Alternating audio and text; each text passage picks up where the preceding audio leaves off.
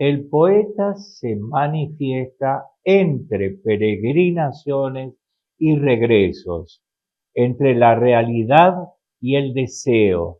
Leemos gestos, palabras, se lee para poder ubicarnos en el mundo, para protegernos, para ordenarnos, para sentirnos y sentir al otro.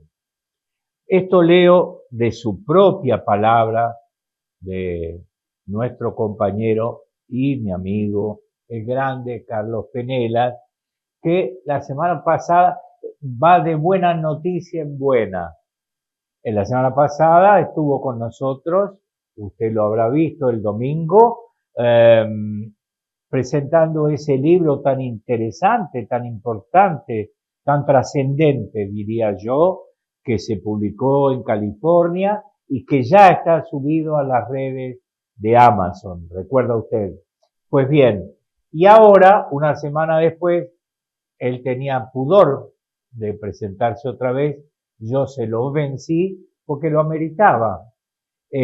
Acaba de lanzar su libro Elegías del Olvido a través de Editorial Duncan. Lo que leí es apenas un fragmento, un pequeño fragmento de lo que mismo Carlos sugiere o, ¿cómo decir? Es como un comentario, no, es mucho más que eso, una proclama, esto no me salía. Es una definición de lo que es el poeta, por qué el poeta concurre con su palabra poética al papel. Esto lo digo yo, lo invento yo y lo agrego yo. Por supuesto, el protagonista es él y él lo va a decir. Pero es como una guía, en tal caso, si usted quiere, es hoy que se usa tanto el GPS, ¿verdad? Es como un conducirnos hacia el pensamiento y el sentir de un poeta cuando escribe. Hasta aquí lo público. Y yo sin preguntarle a él, porque soy un atrevido, por mi amistad con él, se me ocurre, antes de darle la bienvenida, leer uno de los poemas que integra Elegías del Olvido, que me pareció delicioso. La amada tenía un quinqué sobre la mesa. En él reposaba mi fatiga y echaba a volar mi ausencia en el laberinto do pasatempo.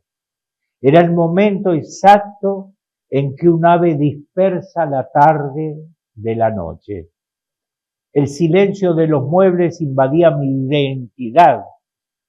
Una leve ternura que suelo proteger con ojos entrecerrados. Había, lo recuerdo, un libro de Élyse Reclus y una carta insomne leída con despecho. La cortina entornada fue testigo y su vestido lila. Hola, Carlos, ¿cómo estás? Muy bien, te agradezco mucho. Bueno, parabéns, parabéns por este libro. Sí, te agradezco mucho. Bueno, Contanos. contanos, queremos saber. Bueno, es difícil contar la poesía o contar lo que es un poema o la creación. En las palabras que vos dijiste, que yo no podría repetir porque ya las escribí, ¿qué quiero decir con esto? Cuando uno escribe, piensa y va corrigiendo y viendo eso. Digamos, ese prólogo del libro, yo lo escribí no menos de 6 o 7 veces. Es decir, uno va modificando, no solamente va modificando la idea de lo poético, que uno la modifica siempre, sino cómo la puede expresar de una forma medianamente clara para el otro. Pero además para mí también, para que yo también realmente tenga la firmeza que la poesía es eso. La poesía siempre es una búsqueda. La poesía es una búsqueda. Yo lo he dicho en muchos programas, lo he dado en conferencias, en programas radiales. La poesía no es para todo. El arte no es para todo. Hay gente que supuestamente escribe poesía, novelas, eso, y está bien que lo haga si lo hace feliz, pero en realidad es muy pobre y lo que uno intenta es en alguna medida trascender con algo. Es decir, buscar esos autores que nos guíen. Porque, ¿cómo se va formando uno? Creo que lo hablamos muchas veces. En almuerzos, en conversaciones, en café, acá. Uno se fue formando con muchas cosas. Por eso mi agradecimiento. Uno se fue formando en una familia. Se fue formando con un padre, con hermanos, con tíos, con primos. ¿De qué manera? A través del afecto, a través de la lectura, a través del fútbol, a través de lo cotidiano, a través de servir una mesa, a través del dolor y de la alegría. Después vienen las lecturas, fundamentales. Se debe leer para saber quién es uno y cómo de pronto nos abre el mundo. Después vienen los maestros. La señorita Ana Grañani, de sexto grado, que nos hablaba en francés. Y el colegio público, el Roca, frente al Teatro Colón, frente a la Plaza Valle, un colegio admirable. Todo tenía, todo. Hoy está desglosado. Pero bueno. Pero en aquel momento tenía todo. Bueno, te digo, tenía todo un salón de acto impresionante, bueno, idea de Sarmiento, como todas las cosas. Luego los profesores de secundario. Luego los profesores del profesorado.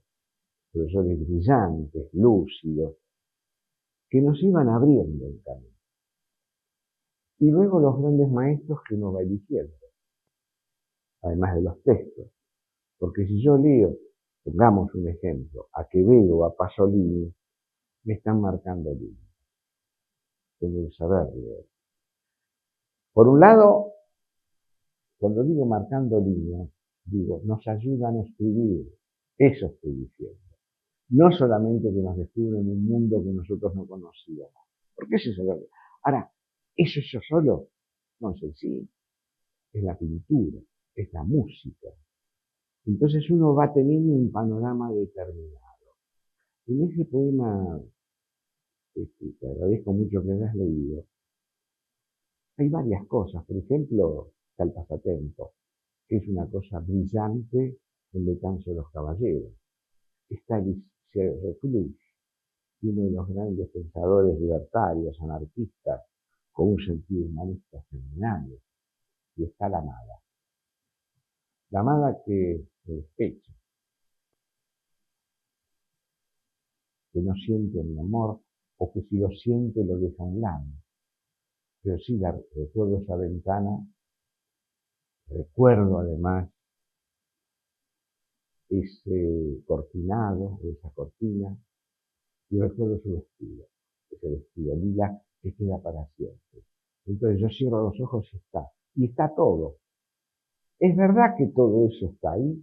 Bueno, uno busca fracciones también.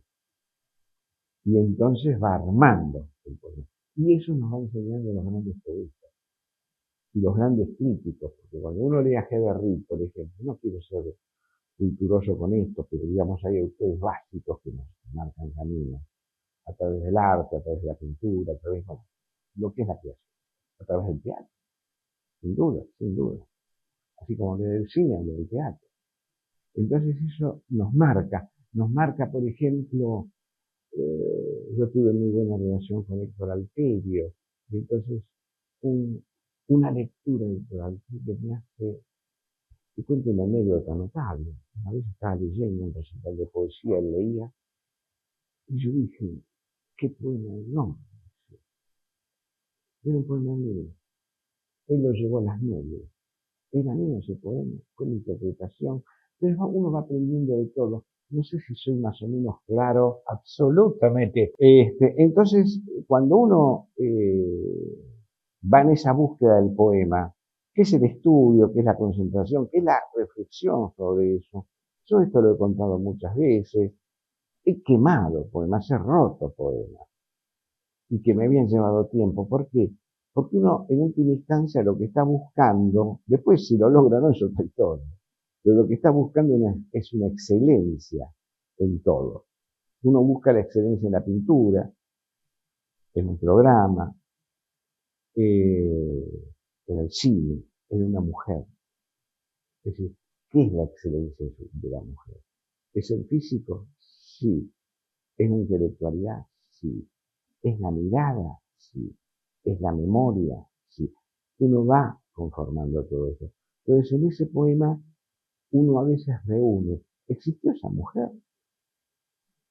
Yo se lo digo al lector. Puede ser que haya existido. Puede ser que haya existido. O puede ser una mujer que me gustó mucho y pasó, pero a través de eso uno hace una historia determinada. Que es por otra parte lo que uno va viviendo también, lo transporta. ¿Qué se hace con esto, con el poema? Y de pronto escribo un poema a Avellaneda. Y el poema Avellaneda es la galleguidad,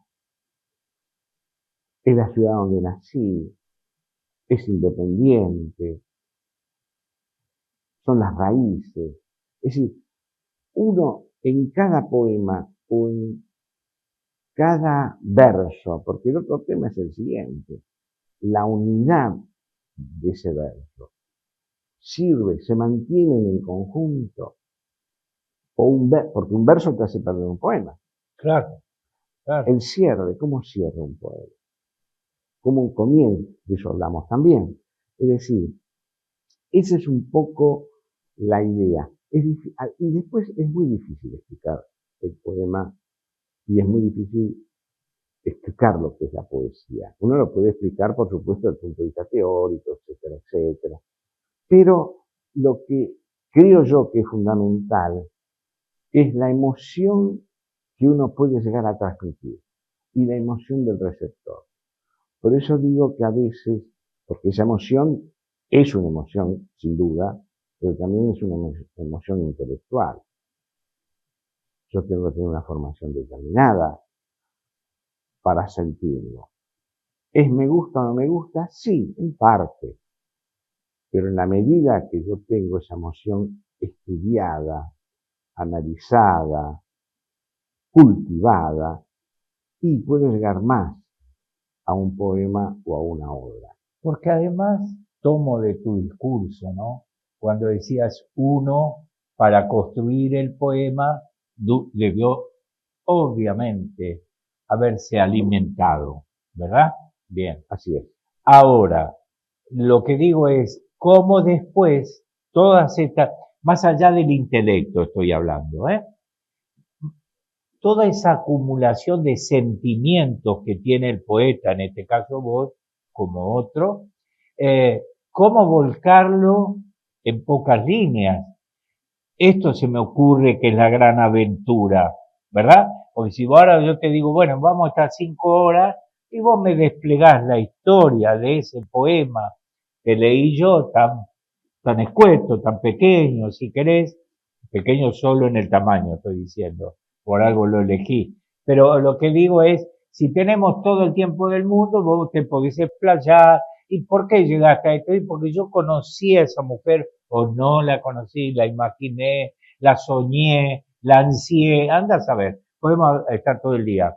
El tema es cómo filtrar y cómo mandar, cómo decir, esa flecha, permitirme esta imagen mía, cómo convertir todos esos sentimientos que se estrechen y es una flecha que va dirigida desde tu alma al alma mía de lector, ¿verdad? Sí, sí. Y ese es el gran trabajo, yo suelo recurrir a la imagen del orfebre, o si querés del artesano, es ir construyendo a partir de todos esos sentimientos que te habitan y tu palabra poética que ya viene con vos. Por supuesto, tenés la herramienta, pero el tema es cómo la usás. Exacto. Y las lecturas te van enseñando. Cuando yo, por ejemplo, señalé a Quevedo, Góngora, todo, te señala la síntesis. En un endecasílabo está todo. No hay un solo endecasílabo que nació muerto. Vive, hoy, después de 500 años, 400 años, vive. Entonces uno, cuando lo lee, se admira, se emociona, pero después busca otra cosa. ¿Cómo lo hizo? ¿Cómo me hizo emocionar? ¿Qué es lo que me hizo emocionar de este poema? ¿Por qué este verso es de pronto inmortal? ¿Por qué pega tanto? ¿Por qué se mantiene? ¿No? Entonces, ahí es donde uno, además, va buscando y va teniendo, y de pronto, para seguir con los mismos ejemplos que vimos antes, hay cientos que puedan. Pasás a Pasolini, poeta italiano, director de cine, crítico literario, buen poeta, hizo mil cosas.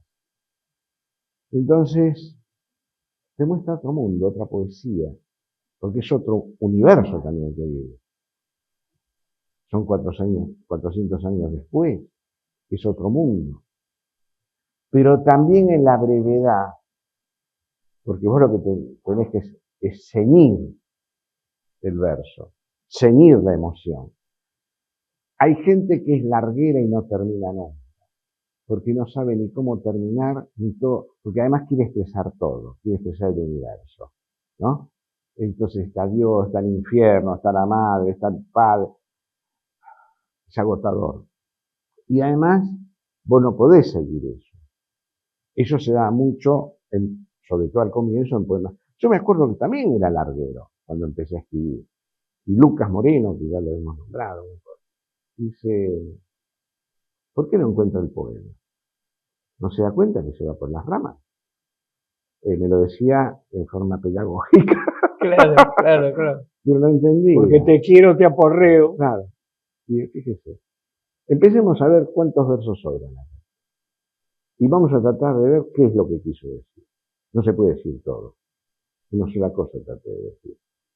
Y entonces eso empezás a leer otros poetas y decís, a ver, ¿cómo se logró eso? Y entonces empezás a buscar poetas más contemporáneos, de primera línea, pero más contemporáneos, que te abren.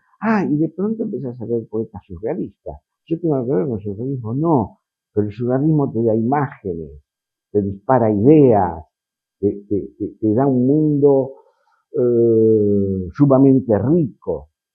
Y entonces digo, esto me emociona, pero además me sirve para determinado tipo de sensibilidad o de mundo. Porque después hay, no solamente la literatura dispara. Uno ve, yo ya lo he dicho más de una vez, para mí el cine, todo el cine me gusta, el inglés, el alemán, el ruso, el norteamericano. Pero el cine italiano me parece sublime. 30 directores, 20 directores, etc. Desde Sica para adelante, todo, va. Y de pronto uno sale en la película y dice, qué clima se formó, qué emoción hay en él. Y eso a lo mejor después se transforma en un poema, no a través de la película, sino de una imagen determinada, ¿no? De una imagen de una mujer, de los labios, ¿no? Entonces, vos veías a Claudia Cardinale, fue novia mía, no sé si sabía. No me lo contó ella, pues si no yo no la hubiera aceptado. Claro. Bueno, entonces uno veía a Claudia Cardinale y vos decís, y en ciertos momentos, o ves el Gato Pardo, ¿no? Y lo ves a Tancredi que entra ahí, y decís, qué notable esto, ¿cómo lo creo? El talento, pero la sensibilidad.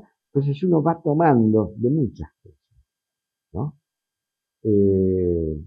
No sé si más o menos me explayé con... Pero absolutamente, claro que sí. Pusiste el clima justo. Digamos que fuiste a la fuente, si querés, en tu discurso, a la génesis. Por cierto que sí. Porque además uno no podría... Yo lector, suelo decir, a veces leo un poema, ¿no? Esto que vos dijiste vuelve unos pasos atrás del larguero. yo suelo, como babito la música, más de golpe está tal pianista o guitarrista, Ujú. ponele el instrumento que vos quieras, y digo, ¿a dónde va este tipo? Y sí, es un virtuoso, ojo, yo no sé tocar el piano, y vos tampoco. Y el tipo toca y toca y toca y toca, y digo, ¿y a dónde vamos? Y se perdió en el camino, creo yo, según mi sensibilidad. No me dijo nada. Sí, estuvo tocando media hora. Fenómeno, qué de notas que puso, qué virtuoso es él. Pero no me conmovió, porque no divagó. En tal caso, yo lo parangono con lo que vos decís, y esto ocurre en las letras. El poema es este, que después vos lo desarrollás con tu dialéctica, con tu oficio, con tu disciplina, si querés, ¿verdad? Pero el corazón, reitero, es esto. Vos quisiste conmoverme y entonces, de algún modo, le diste marco, para poder decir esto de el vestido lila. Si vos me decís el vestido y su vestido lila solo, ¿qué es eso? Pero acá era el remate justo, el recuerdo ese tan Perdón, vívido. tres finales tuvo eso, Ah, mirá, hasta que llegué a eso. es tan vívido Claro, eso claro. que sacude, ¿no? Yo creo que sí. A mí me sacudió Sí, sí, lector, sí, a mí sí. lector, que Sí. eso me precio de ser bueno. No, no, Todo lo claro. demás lo hago mal. Vos decís que no, No, vos decís no, que no, no. no, de ninguna manera. Claro, No, no, perfecto. no, te has Lo dice equivocado. él objetivamente, Pero ¿no? objetivamente, Claro. si no, no Bueno, vengo más. claro, Me claro, echás. claro, claro, claro. Sí, es cierto. Así que tuvo tres finales ese. Sí, claro, porque de pronto es lo mismo que el título, Elegías del Olvido. Tuve 5 títulos, ¿no? Y Elegías aparecía y no aparecía. Y a veces incluso me equivoco hoy, porque doy un título Que no, que al anterior, final no fue. que no fue, porque quedó. Es decir, porque volvemos a lo mismo.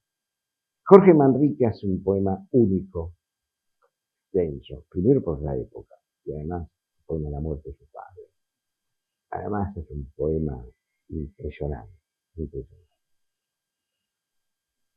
Era Jorge Manrique, él lo podía hacer. Pero otro que te enseña es Hitchcock. Yo muchas veces veo una película, o quiero ver una película en Netflix, o televisión, o lo que sea, y veo, dura 3 horas. Yo no puedo aguantar 3 horas. Pero no hoy, hace 20 años tampoco. Hitchcock es un maestro, pero además tiene el tiempo, y tiene el final abrupto, y tiene una cantidad de cosas. Entonces, uno aprende de eso. Es decir, uno no aprende solamente de los maestros, de las lecturas, de todo esto que te va transformando, digamos, en alguna medida, sino que también aprende de otros géneros, ¿no? Eh, yo recuerdo Oliva, mi cuñado, muy buen pintor, era profesor de Bellas Artes, 20 años. El maestro, él era muy buen maestro y muy buen pintor. ¿Quién era el maestro de él? El maestro de Ferrari, que además se había formado en Europa, con Pierre. ¿Y quién era el maestro de Ferrari? Ernesto de la Cártova. Entonces, cuando vos tenés un hilo así, a ver, es difícil, no todos los discípulos salen bien, pero es Obviamente. difícil. Entonces, cuando uno busca, y por eso un poco volvemos al principio de lo que estaba hablando, ¿quiénes fueron los maestros? Y los primeros maestros fueron mi familia. Había libros, había música, había literatura, había política, había pensamiento y había trabajo. Era gente honesta. Inmigrantes gallegos. Mi madre no sabía leer y escribir. Le enseñó a mi padre casi a los 70 años, ¿no? Un poco. Y después empieza a leer y empieza a leer en serio, no el Tony, empieza a leer en serio. Entonces, cuando uno se forma con eso y va viendo el esfuerzo que también significa, uno va conociendo eh, y después vienen los maestros de escuela primaria, que nos enseñaban. ¿Qué te enseñaba? Córtese las uñas, hay que lavarse las orejas, también nos decían eso. Lo decían en casa, pero ellos lo repetían. Y eso es una formación también. Y además empezábamos a leer en serio, la colección Robin Hood, todo lo que puede leer un chico en aquel entonces. Y después viene el cine. Y es claro, uno se enamora, ¿de qué se enamora? Y se enamora de muchas cosas, ¿no? El cine Hollywood, el Zorro, porque eso también nos iba formando. Cisco Kid, perdón. Cisco no Kid. se olvide de Cisco No, Kid. y el Llanero Solitario. Bueno, querido Carlos Penelas, celebro el que viera la luz Elegías del Olvido, de Editorial Dunkel. Supongo que pueden recurrir a la editorial para comprar el libro, ¿verdad? En la editorial, y hay varias librerías, la librería de Corrientes, y eso ahí está. Un solo detalle que quería decirte, la foto sí. es de Emiliano, mi hijo, Emiliano Penela. Sí. ¿Cómo fue esto? Le dije, Emiliano, quiero una foto tuya para la tapa del libro. Me dio 14 que había seleccionado. De las 14 juntos, terminamos en 3. Luego quedó esto. Digo, siempre se hace este recorrido. Uno no llega con la primera. Carlos, hasta la próxima. Que gane el rojo. Gracias, Nolo. Chao. Nos vamos.